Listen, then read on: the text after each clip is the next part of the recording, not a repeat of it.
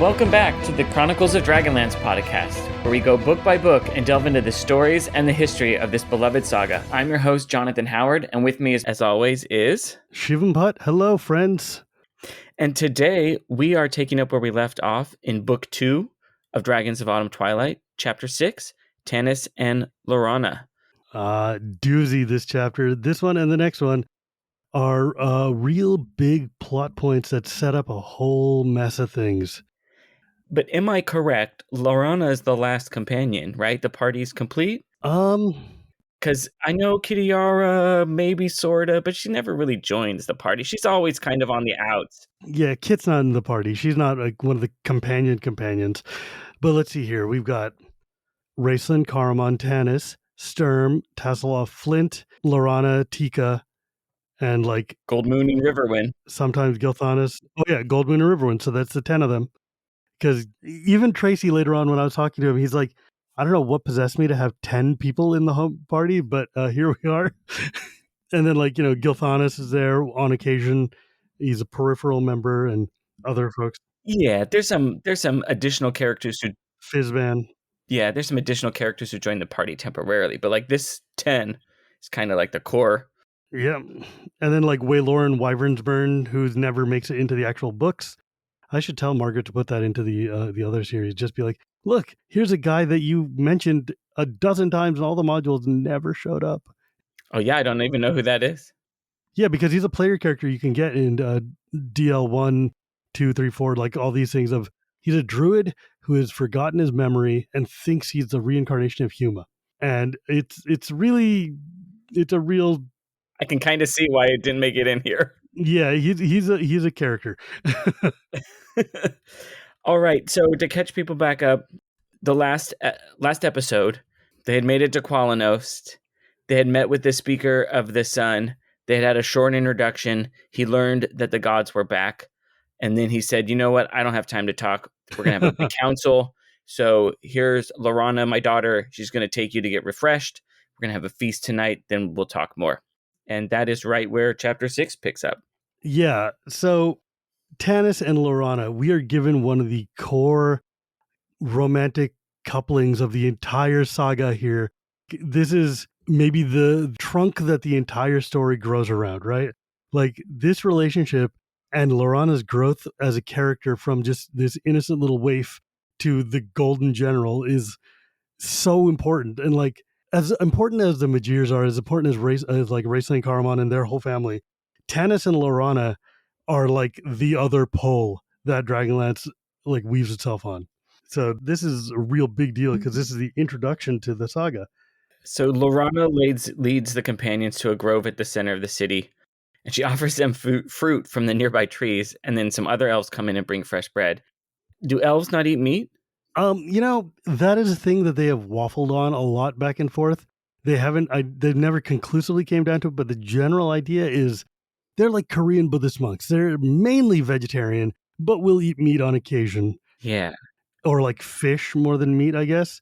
I thought it was a little weird when in the chapters before, they made this big introduction about, how fantastic the city looks with these towers and these bridges and these quartz crystal homes. And then they take them to like a grove and they say, well, here's a small stream, get clean in there. And here, rest on this moss bed. And it's just like, come on, really? This is hospitality? I've laid on a moss bed. It is not particularly comfortable. No, but that should tell you something. This is what regard the elves think of Tanis and his homies. Oh. It's like, hey, bro, yeah, you could stay in the giant marble home with the crystal windows and the burbling water fountains, or you could live in the backyard where you belong, bud. Right? Like they are putting some shade on, but it's also kind of a Tolkien homage. Like this is definitely, I mean, it's very elfish. It's very much like Margaret has gone on record many times saying like this whole area and scene and stuff is definitely very much based on meeting the elves in Tolkien. Like, look, they're even eating a pseudo lembas over here. It's like the last homely home, right? Elrond's home. Yeah. Okay. They've got these trail rations that they bring on for the elves called like Quithpa or something. You can find the recipe in the Dragonlance cookbook. Yeah, and like a Dragonlance cookbook and also just a million other places. And every time you read a description of it, it is different. It's very different, it turns out, because it's like it's bread, or it's like trail mix, or it's some kind of like granola bar, or any number of just other random, who knows what, the little hockey pucks that you can get at Costco that are basically little brownie energy bits are effectively what they are. It's lembas. It's just like lembas, which is another like elven magic food that we don't know what it is. It's just kind of bread things. Super magic bread. Super magic bread is effectively what's going on here. Companions clean themselves up in the aforementioned brook, and then they rest on some moss beds. Except for Tanis, like we know he's upset, but we don't understand why he's upset. He doesn't eat. He paces around the perimeter of the grove, and like Laurana's ignoring him. She's being like a really good host. She's going up to everyone in the party and talking to them. There's this little cute moment where she's talking with Flint, and she says, "Oh, I remember this toy that you made for me when I was a child." And she even goes up to Tika and compliments Tika, right? Yeah. Because we saw in last chapter how Tika Felt frumpy. a cow next to Laurana. I mean, yeah. But one thing though is like when you like, I don't want to go back too far, but when you look at this, they're in a sun-dappled grove in the very center of the city, which means they literally threw them in Central Park, Yeah. right? They're like, oh, look, it's the Elven Heartland. It looks like the center of forest. Isn't it romantic? Yeah, we'd like a bed though. Uh-huh. Here's some moss. And if you're hungry, there's fruit on these trees. So, help yourself. Good luck with that. Yeah. Here, have a peach. It's great. But yeah, so Laurana, of course, is like, because she's the princess, she knows exactly how to behave with decorum with guests. Like, oh, I know how to smooth small talk with everybody. This is, of course, because it's a first book, we don't really have that sense of like, oh yeah, Flint used to live here for a very long time. He speaks Elven. He knows all these things. He knows what they're like and behaves. He was a wandering carver and toy maker and things. But in this chapter, we're kind of given this different Flint, who's just like uncomfortable around elves and doesn't know what's going on. Like, it's weird. Flint being flustered by Laurana doesn't make sense. He knew her when she was a child, and he is an old man, right? Yeah. It's weird because like the footnote here is like, Flint is one of the few outsiders ever let into Qualinesti. Although the elves think they're the finest silversmiths and goldsmiths, they value his skill. He befriended the young and lonely Tanis when he came to Qualinesti to carry out some work. This happens, of course, in like the Kindred Spirits novel, which I love, but it's also very pseudo-canonical because there's a lot of weird things that happen in there that really just probably shouldn't. Like they meet the Grey Gem. It's kind of, I don't get it. But I like that book a lot because it's also, Flint teaching Tanis how to forge and gave me my love of blacksmithing. But that's like hundreds of episodes down the line from here. So Tanis storms off, and Lorena goes after him. And of course, Tasselhoff, he's not going to hang around with laying on moss and eating bread. So he follows him. Here's the thing that actually I found really, really interesting here. Taz obviously is like, oh, okay, I'll find out what's going on. And he chases after them. And the first thing you see is like, Laurana basically jumping at Tanis, but she's speaking in Elven. She's like, Tanthalas and blah, blah, blah, blah. But then the rest of it is just written in English, which is your first clue that guess what? Tasselhoff also speaks Elven. Oh, hey, that's a good thing. Mm-hmm. Like they're not talking to each other in common. Tanis speaks Elven fluently. It's his native language. But Taz also learned it along the way. Just a neat little gamer trick right there. It's a cool little story bit. Like, hey, let's start the first sentence italic so you know it's in foreign language. But Taz is the reader's guide into this foreign land. He just happens to speak the language. So Laurana kisses Tanis, and then she complains about the beard. What does she say here? She's like, ugh, she said teasingly, pulling back. Shave off that horrible beard. It itches, and you don't look like Tanthalas anymore. Yeah, the trick here is like, she is like the equivalent of like a 20-something-year-old, but she still acts like a 14-year-old.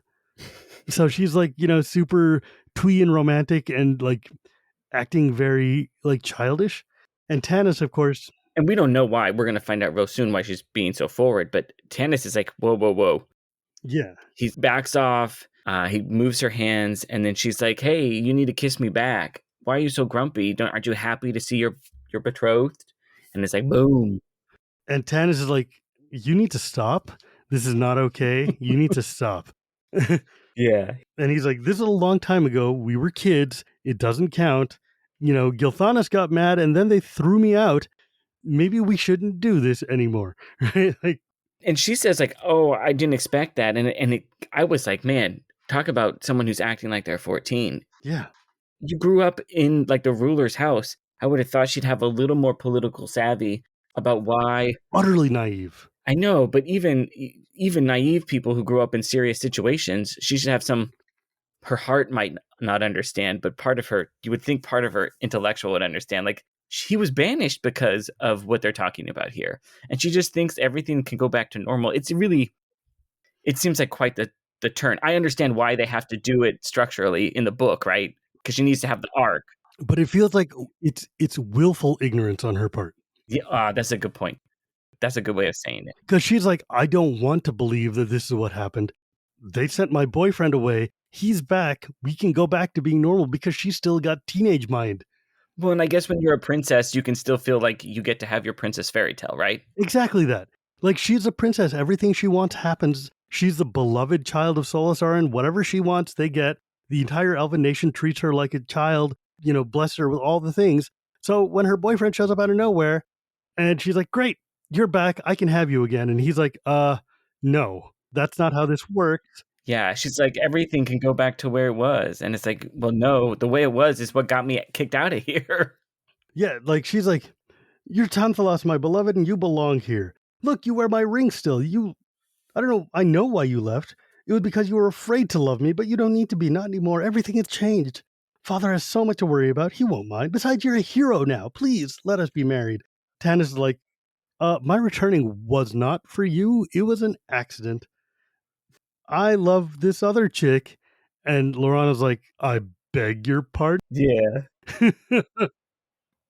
Tanis has gone away and come back a very different person. He is more human than Elf now. He's also like significantly more mature than she is, right? Because if she is the equivalent of like a teenager, he is like the equivalent of like a 30-year-old. And he's like lived a life. And he comes back and he's like, look, man, we were friends in middle school, but that's not cool anymore, right? Like, When he says this weird thing where he tries to have his cake and eat it too, he's like, my heart is divided just like my blood. oh, yeah. Like, I love you, but I love her. And it's like he is not immune to emo. Okay. He is not immune to being like a little cutie playboy over here. He's just trying anything he can to get Laurana to like chill out and go away. And she's like, you have to still love me. I see you're still wearing my ring. And he's like, oh, is a ring the problem? Here, you can have it back. Yeah. And so he's like, nope. He takes it off and he says, I'm giving it back to you. I release you from any promise and I ask you to do the same. Wow. And she throws the ring on the ground and starts yelling. And she goes away. And it's funny because the ring landed close to where Taz was and he picks it up and he puts it in his pouch. And I imagine that we're going to see that ring later on. It may show up or not show up in the epilogue of Spring Dawning. I'm just saying. But it's one of those things where it's like, man, Tanis, like he started out trying to do the right thing and he ends on complete asshole mode, right? Like, yeah. Like this is a real dick move, dude, to be like, oh, here's your ring. To be fair, have you ever known any high schooler or when you were a high schooler, were you ever to pull off a clean, easy breakup? Oh, no, it's not going to happen. It's not going to happen. Your brain isn't. Oh, no. I'm sure it happens. I'm sure there are mature teenagers. Yeah. But I was not one of them. And the people I was dating, they were also not mature. Yeah. I'm like, sure there messy are. A couple times. I believe you. And so, yeah, it ends ugly. We go to a hard scene cut. We switch to, they must have gone back and they're sleeping on the moss because Tanis wakes up and he finds that Gilthanas is by him. The first thing Tanis does is he asks about Laurana, and Gil says, oh, she's all right. He had tried to tell her that like this was going to happen. And then he thinks, oh, well, and we learn, this is interesting because we missed it because we learn that Laurana was the one who told Gilthanas that she was doing things with Tanis. Because she's like, in this chapter, she's like, of course, I told him. I tell him everything. He's my best friend. And then so here we have a hard cut and we know like that we're seeing it because Gilthanas is there and he's like, yeah, I know what's going on. Laurana came to me immediately after what happened, and she told me everything. She's doing okay, and I want you to know that even though we're still not cool, I appreciate what you did, right? Like, you did the right thing. By breaking it off. Breaking it off. Thank you so much. And then he's like, we're not going to talk about this anymore. Yeah. He's like, look, we don't like each other. We don't have to like each other, but I respect you now. And Tan's like, because like Gil is just also dick here. Yeah. He's like, look, the human in you cries out to other humans. I tried to tell her, hoping she wouldn't get hurt. She'll listen to me now. Thanks, Tanfalas. It couldn't have been easy. I'm like, wow, twist that dagger, bro. But it gets worse because Tanis goes, it wasn't. I'm going to be honest, Gilthanas. I love her. I really do. It's just that. And Gilthanas erupts him. He's like, hey, no more. Let's leave it at that. Like, if we can't be friends, then at least, like, he's like, no, this isn't a bonding moment. That's not what's going on here. I think you misunderstood what is happening. He's like, if it had gone the other way, I would have been here with a knife in your ribs. Right? Or you wouldn't have woken up. Yeah, exactly. Like, Gil is definitely like, look, bro, I'm going to kill you. I'm not going to kill you now because I know that you're trying to do the right thing and she's just a child, but I'm going to kill you. And Tanis is like, what? What the hell, man? I didn't want to come here for a reason. And then he's like, get your friends ready. When the moon rises, there's going to be a feast. And then there's going to be a high council meeting. And that's where all the decisions that need to be made will be made. And then he just leaves. He's like, I'm out, bounce.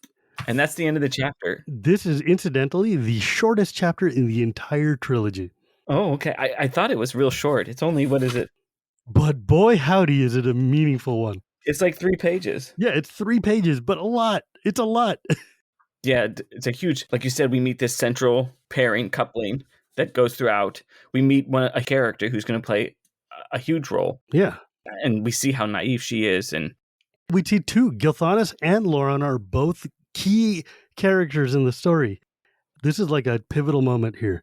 And we keep seeing how Tanis is stretched so thin between, they've set it up as these polar opposites in his life, right? Yeah. Humanness and elvishness. It keeps tearing him apart.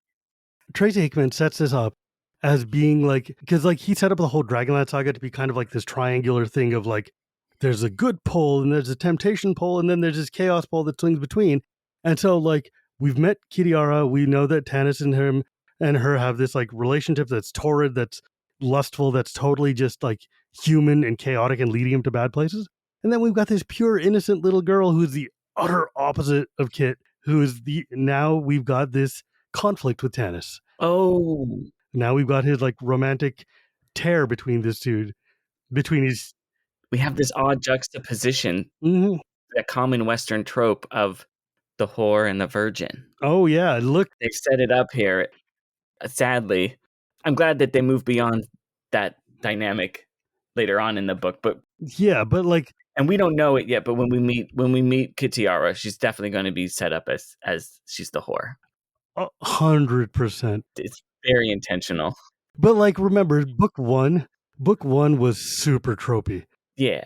Like it was super tropey. Like when it was written in the 80s, like I'm not expecting. It was written in like 83, 84. They were using like Tolkien as a guide and they had very like limited understanding of things. I give them a lot of leeway for in 2023 or whatever, as we're reading this book, it's easy to look and see like all of these kind of like just very painful, like stereotypical things that they do. But in context, it makes sense. But it's also just like, man, they were just so heavy-handed. They got a lot better later, but this was just really heavy-handed. But at the same time, who are they writing for? 12 to 15-year-olds who may or not have understood or run into these tropes before. So it's the first time, right? It's a shorthand, right? Yeah. It allows someone who's been reading genre or Western fiction to immediately, you were talking about that good, evil, chaos, law, and it's a shorthand. They can very quickly, Laurana's the good, lawful. Kitiara is the evil, chaos. Exactly that. I don't have to go into a long discussion setting up them as characters. I've done the shorthand by using the trope. Yeah, and you're all D&D players. Yeah, I'm not excusing it, but I understand why authors use it as a shorthand. And as D&D players, you kind of like already have that like understanding of what's going on here. So you can kind of use this to roll into quickly understanding what's going on.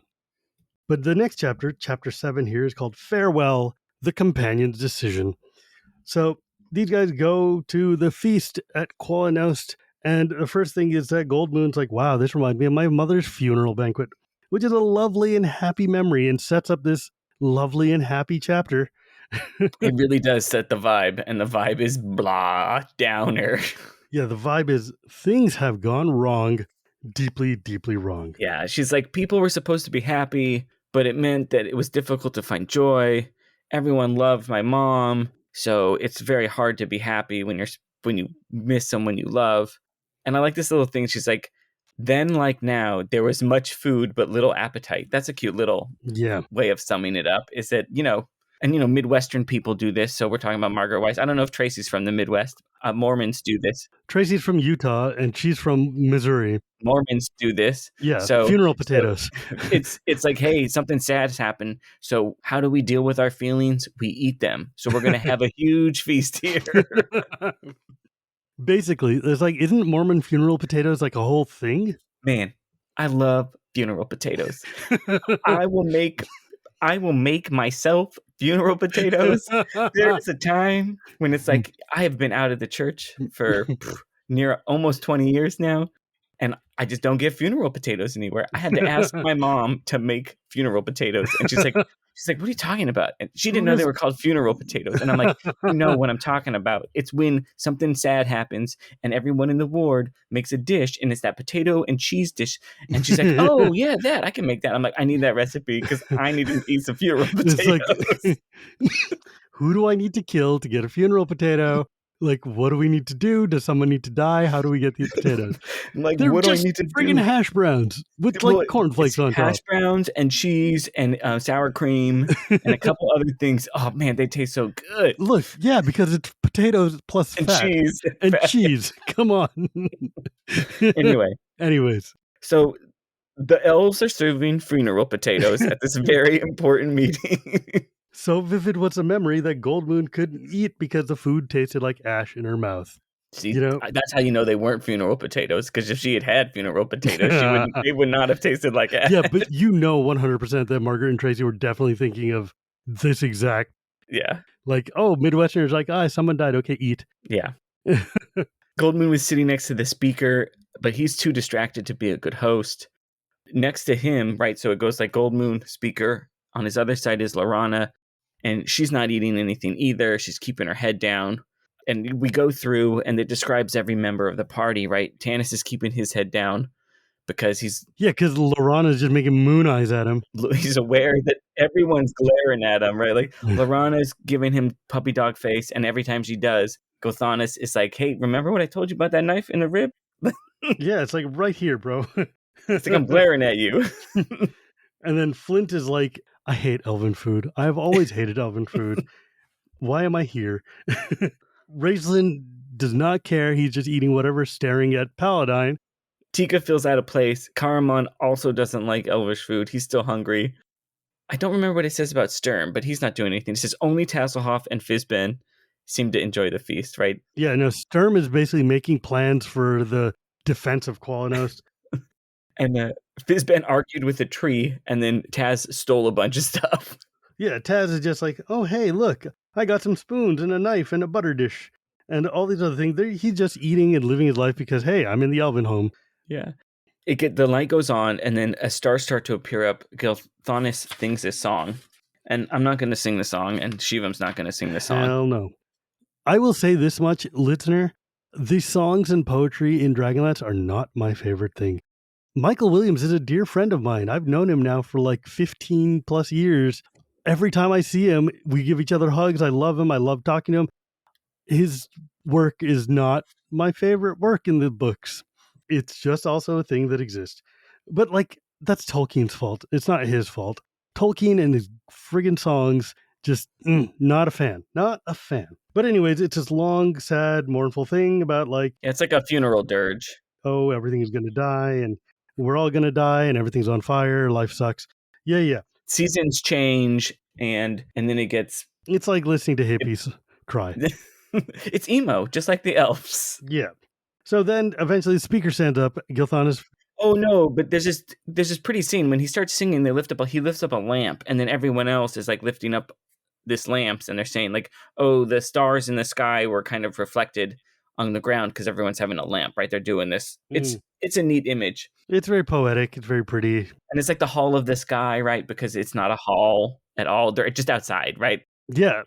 I had to read that a couple of times. Where like, here we are in the hall of the sky. I was like, oh, it's poetic. They're not in a hall at all. It's where they meet. The roof is the sky itself. Yeah, yeah.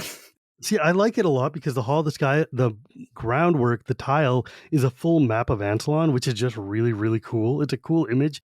And it's also like been there in like the original Elven Nations book. It was such an iconic image that Kith Kanan's Hall of the Sky has the same thing. Mm. This is where elves play their D&D campaigns on this big map. That's why or like do their they're doing like war games. Yeah, their Warhammer fantasy battle. Warhammer fantasy. No, they're doing their old chainmail miniatures combat, like TSR old school. Oh yeah. The song is over. The High Council meets, and the whole population of the city, they say, is there. And the Speaker of the Sun, he describes the situation. He's like, Verminaard is surrounding Qualinesti, and Sturm's like, hey, why don't you guys fight? You're in a very defensible location here, which is, it's funny to me because you think Sturm, the guy who worships Huma, would know immediately why they can't fight. And it's because dragons, right? It doesn't matter how defensible your situation is if the enemy has dragons. They fly over the walls. They fly over the mountains. It turns out when you are in a forested town and a bunch of fire-breathing dragons come, you're probably not going to win. It's like flying tanks, right? They have armor. You can't... It's just like, no, there's nothing we can do. Yeah, like Sturm is like, surely Qualinest is easily defended. There's no direct route overhead. We had crossed bridges over ravines. No army in existence could get through if the bridges were cut. And Beaker's like, yeah, if it was only an army, we could defend. But what do we do against dragons? Nothing. Nothing. And so they say, the plan is we need to either flee west into unknown lands or to return to Sylvanesti, the ancient elven home. Yeah, good luck with that. At this point, I looked at the maps, I looked at the atlas, right? There's not much to the west from here. And there's like cities and stuff there. So at the time they wrote this, those were unknown lands, right? Well, no, they're kind of like, yes and no. The trick here is that for the elves, remember, since the Cataclysm, the elves have basically locked themselves in Qualinesti. They have not left. And so what they remember is that the Empire of Urgoth used to be there. The Empire of Urgoth used to be in those islands. After the Cataclysm and shattered all those rocks, they don't know what's there. Like, they haven't gone to visit and check. Got it. Part of their land used to be there. The eastern chunk of the western chunk of Qualinesti is now like both underwater and in like that chunk of southern Urgoth. And so like they're like, well, they're kind of basically unknown now. And they can't go back to Sylvanesti because of like the Kinslayer Wars. Is that what it was called? Yeah, well, they can't go back to Sylvanesti because the Sylvanesti and Qualinesti have been enemies for thousands of years now. But that's not in this book yet. That comes later. Yeah, well, the Kinslayer War happened, and they don't mention it until like Winter Night when they're really the Sylvanesti show up. Okay.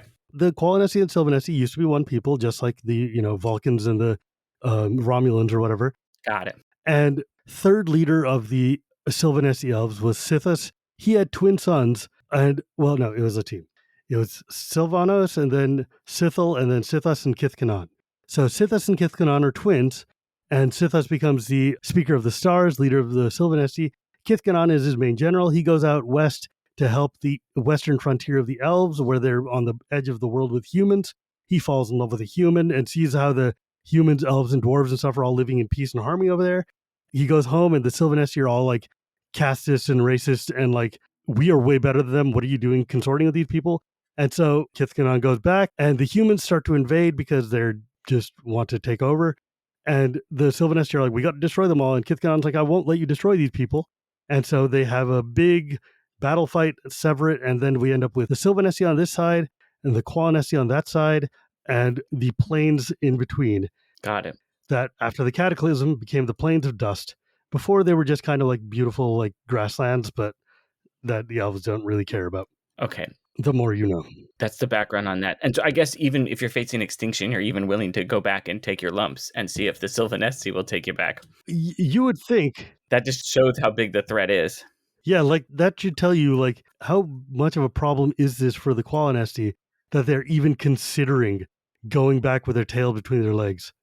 Yeah. Just like, so we're going to escape. That's the only choice we have. Everything was going perfect on that. But then we learned there's another draconian army at Pax Tharkas. That's less than a day away. We have to stop it. That's what Gilthanas was originally going to do. He was going to try to free the families of the slaves in Pax Tharkas. And then they would, there'd be an uprising and that would tie that army down. And then so the speaker says, Gilthanas failed. I'm asking you guys to do what Gilthanas could not. Which is like, that's pretty ballsy, man. Like, Yeah. this guy has treated Tanis. He's going to play every card, right? He's like, Tanis, I raised you, right? Like, I didn't have to do that, but I did do it, and you owe me big time. So you and your friends should probably go die making sure every elf lives, even though I just said today that you guys killed the gods, or you guys got rid of the gods, and you're blasphemers, and you're all just human scum. I made you sleep on moss. But if you could do me this solid by... And Riverwind's like, yeah, what about the humans then? It seems to me that you're throwing them to the dragon armies as a desperate man throws hunk of meat at pursuing wolves. Oh, I love that line. Solastarn over there is like, look, Verminaard's not going to keep him much longer anyways because they've got no ore there and he's gotten everything out of it. So he's going to just kill the slaves when they're done. So GG's. And yeah, Riverwind is not happy about that one. Well, like, he's still bringing up the cataclysm, right? He's like, yeah, and humans, we wouldn't be in this mess if humans hadn't caused the cataclysm. It's like, man. Yeah, but remember, he lived through it. 300 years, get over it. He lived through it.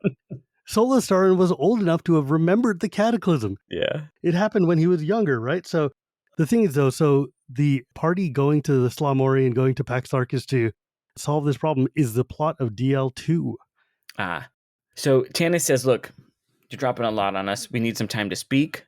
So if you could give us a moment. And he says, even though he knows he's going to do it. And then he also, the thing that every party does that they never should do is they have to talk about the party has to split.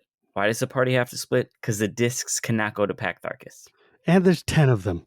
It's too many people. It's hard to sneak in with 10 people. Yeah. But it's funny because, like, Solastarn's like, look, dude, I'm sorry, I don't mean to flog you about whips of the past. We're not uncaring of humans' plight. I'm going to send my son. It'll be great. I know I'll never see him again. Don't worry about it. It's like, wait. I'm making sacrifices too. If you're not going to see him again, what does that mean for me? Yeah. Tanis says, like, look, Tika, Goldmoon, Riverwind, Karmon, Rastlin, and Fizbin, they will go with the elves. And then Raistlin says, you can't tell Goldmoon what to do. Like, she's on a mission from God. She's going to do whatever she wants. And Sturm's getting angry. And, yeah, Sturm is always angry at Raistlin. I don't think at any point in the books do those two ever reconcile or ever see eye to eye. No. No. Which is what makes the new Dragonlance book all the funnier when it's just Raistlin and Sturm's adventures in time. They talk about splitting the party, and Tika says, I'm not going to go with the elves. I want to be a swordswoman like Kitiara. I can't be a helpless maiden. And then Riverwind and Goldmoon refuse. And then Flint refuses. And Fizben says, also, I'm joining you. And Tanis is like, hang on, bro. Rapidly losing control of the situation here. And then he gets put in place by like Fizben. Fizben's like, no, you don't get to tell me what to do. Hang on, bro. Tanis, wait a minute, old one, Tanis said sternly.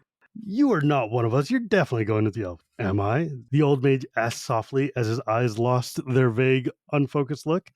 He stared at Tanis with such penetrating, almost menacing gaze that the half-elf involuntarily took a step back, suddenly sensing an almost palpable aura of power surrounding the old man. His voice was soft and intense. I go where I choose in this world, and I choose to go with you, Tanis Half-Elven. Oh, get wrecked, bro. And then, like, Raistlin and Tanis share a little eye. They're like, Raistlin's like, wasn't I telling you this guy was weird? He's like, now you understand. And then there's this weird thing where like Tanis and Raistlin try to like talk in some mishmash. They call it's like a Creole. Yeah, they call it camp talk, which is just like Gully Dwarf language, right? Yeah. I speak you this, Raistlin, and like blah, blah, blah. And they're like, the old man surely doesn't know how to speak this butchered form of common that we're still speaking in common. Yeah. I mean, I think this is another one of those like translated bits because I'm assuming that they're speaking in some more like argot of this grudginess. But also, there's a footnote from Hickman who's like, "Oh, how convenient! I wonder why Tanis never felt the need to use this language again." Yeah. Yeah, awkward. Here's what I wanted to ask a question, because Raistlin says in this weird language, he says, I know not, Tanis, but you right. Their power be within Old One. I feel great power, I fear. Right? That's this hmm awful pigeon. And I hunger. The mage sighed and seemed to return from wherever it was he had been. But he right, tried to stop him. Very much danger. Is that Fisty? Like the I hunger? Like, is this Fisty recognizing power? Like subconsciously, where Raistlin's like, I think it's both. they both want it. I think it's both the soul of Fistendantalus who's like, man, you hunger. But Fistendantalus went to Raceland because Raceland had that hunger already. Raceland already had an innate, like, greed almost, not greed, but just desire. Lust for power. Yeah, to have power and to have strength. And he's looking at this mage who is obviously insanely powerful and hiding it incredibly well because Race has now seen this dude multiple times, seen through the glamour and then had the glamour put back on. But he can feel, like, he's a mage. He can feel the power within the dude. He can, like, suss out his level. And he's like, oh, the random spells that Fizbin has been using are insanely powerful. Also, he's just got the ability to do things that we can't. So I need to know what this is, and I need a piece of that, you know? So the party breaks up, and then Tanis, Caramon, and Sturm, they stay behind. Sturm and Caramon are like, look, do we really need to take Gilthanas with us? We don't trust him. And Tanis is like, he's going to be fine. I'll handle it. And he's like, no, we don't trust him. And there's something going between you two that we don't know what it is. Yeah. But we're picking up on it, and we don't like it. And they're like, he could be a spy or a tool for Verminaard. And Tanis is like, no, absolutely not. Okay, yeah, you need to stop. Like, y'all need to shut up right now, because he's like, look, I don't like him. He doesn't like me. There's some stuff there. He's like, I trust him the same way I trust you. Yeah. And then he's like, if anyone worries me, it's Raceland and Fizban. Those are the two you should be worried about. And then Caramon's like, I beg your pardon. And Tana's like, come on, bro. Like, you got to know. Just, please, can we just drop this? And Sturm's like, all right, man, we understand. We trust your judgment, but I'm just saying it's too dark a night to walk with your eyes closed. And I'm like, look, that's fair. That's fair. But Tanis is also like, this is my brother, right? Like, we might be fighting, but I trust him more than I trust you. And then Caramon asks a question that we should have answered a long time ago. What does Slamori mean? And Tanis is like, secret way, because that's what it means. Yeah, Slamori is the place where they... It's the passage from Qualinos into Pax Tharkas from the back. Yeah, it's the secret passageway. There's a cut, and then the next little paragraph starts. And again, Tanis is waking up in the night. He goes for his knife. There's a shadow. And then he sees it's Laurana, and she's hardly wearing anything. Yeah, it's a really telling scene, because on the one hand, it shows you that Tanis has gone through a lot, right? Like, Laurana is just a little innocent girl in her night negligee, and Tanis has lived his life as a mercenary. He knows, like, if something's coming at you at nighttime, kill it and ask questions later, right? Well, and he knows the difference is that he had time to go to his knife here. With Gilthanas, that didn't happen. Like, Gilthanas was already on him before. Oh, yeah, because Gil knows how to do this too. Yeah, Gil's again, we see here that Laurana this is not her world. She's naive. She's new to it. And so he pushes her away. He notices that she was a girl when he left, and now she's a woman. But she's like, I'm begging you, you can't go. Come with me with the elves. Let your friends go to Pax Tharkas. You belong with me. She's like, my dad says this is a suicide mission. He's already acting as if Gilthanas is dead. He's doing like mourning rituals. She's like, I can't lose my brother and you. Tanis gets like real with her. He's like, look, your childhood is over. You're going to have to grow up. He's like, this is what people do when they're in serious... Gilthanas knows he's going to die, right? Or he knows it's a possibility. He's doing it anyway because he knows it's the only way to save you and his family and all the rest of us. And he's like, and I know I'm not going to try... He's like, I have to try to help those enslaved humans. I can't just let them be killed because they're no longer useful. And also I have to help the elves, right? In this, his heart can be united, right? Because he's helping both humans and elves. Yeah, he's like, look, it's in my innate nature to not let innocent people die. And Verminaard is evil. We've seen what he can do in, like, Quayshu. We've seen what he did in Solus. This guy is all bad and needs to be stopped. And Tanis is like, look, I don't have time to coddle you. I don't have time to play games. This is real. And you either need to wake up or you need to go on with your parents. He says right here, he's like, Laurana, you're not a child anymore. You've got to grow up and grow up fast. I wouldn't let my friends face danger without me. I know the risks we're taking. I'm not blind.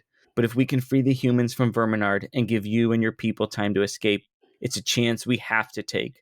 There comes a time, Laurana, when you've got to risk your life for something you believe in, something that means more than life itself. Do you understand? Yeah.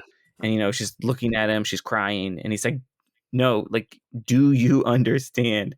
And she's like, yes, I understand. And then he's like, good, now get out of here before your brother finds out. And he comes back and stabs me. And of course, Laurana walks up, goes back, and she's like, sneaking past the guard to get inside her father's dwelling was simple. She and Gilthanas had been doing it since childhood. Yeah, but it's like, that is an incredibly important scene right there, because that sets the tone and also tells you exactly how different Tanis is now. He's like, look, I need to know that you understand. I need to know that I'm not just letting you live a fantasy and then putting yourself in danger. He's like, this is not a romp to the park.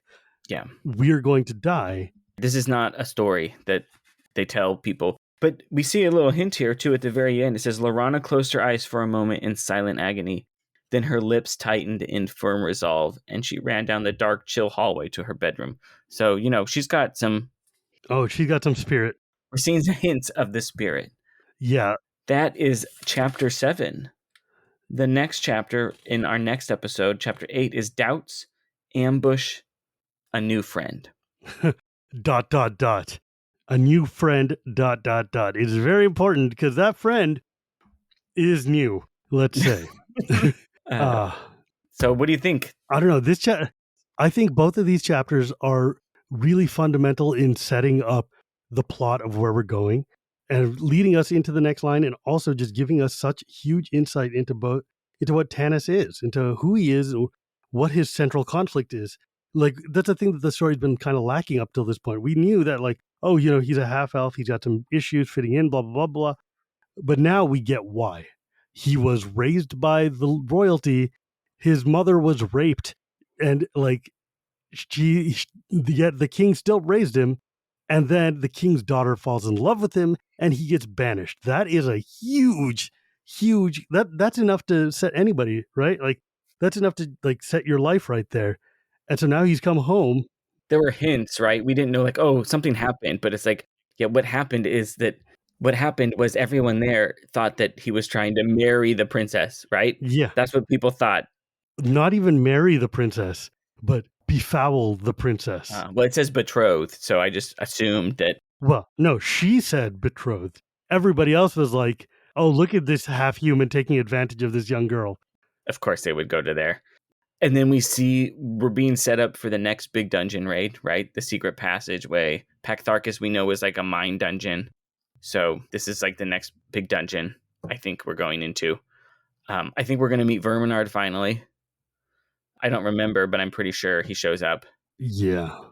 I don't know. I think we meet Kitiara, but I'm not sure. I don't remember. Don't spoil it for me. I'll read ahead. Yeah, we will find out. That might be the new friend.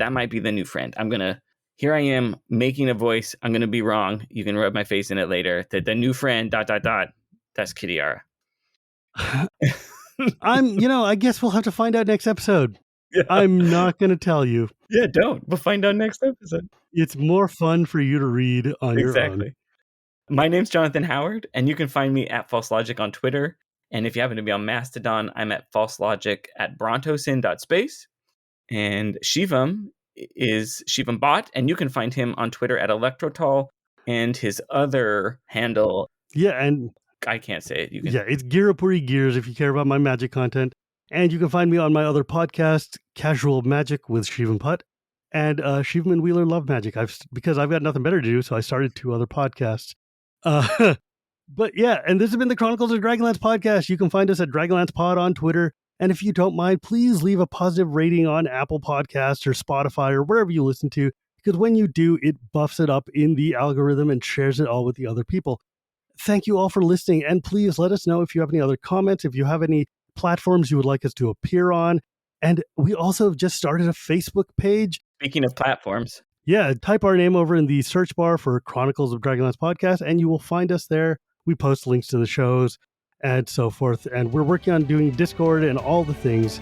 But thank you again for listening and coming with us on this ride through Dragons of Autumn Twilight, and we will see you next time. Bye. Hello, and welcome back to the Chronicles of... The Chronicles of... My favorite podcast. It's about the Klingon war story, Quipclaw in Draka. I should put outtakes at the end of our episode. Maybe I'll start doing that. Just like wait 5 seconds after the song ends and then do that. Okay. Yeah, seriously, it's hilarious.